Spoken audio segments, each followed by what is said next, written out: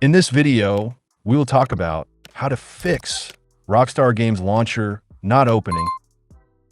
Method 1. End all Rockstar-related tasks. Right-click on Taskbar. Select Task Manager. Click in Search. Type Rockstar. Right-click on Rockstar Games. Select End Task.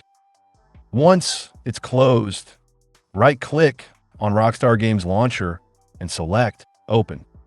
Check if it helps to solve your problem. Method 2. Run as administrator. Right-click on Rockstar Games Launcher.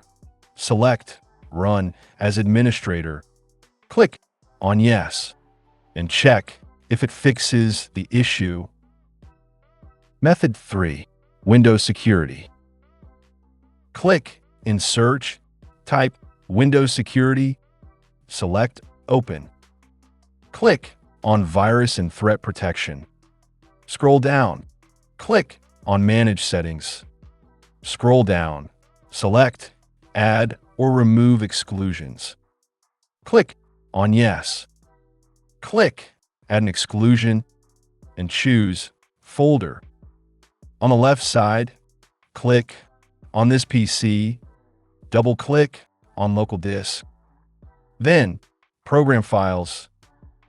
Select Rockstar Games Folder and click on Select Folder.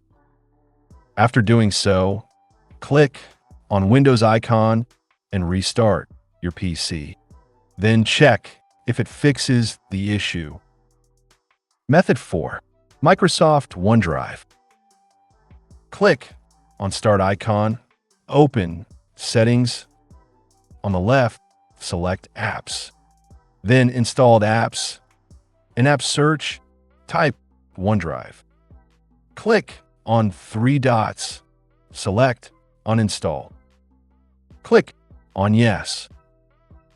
After removing OneDrive, launch Rockstar Games Launcher again. Hopefully, this will fix your issue. See you in the next video.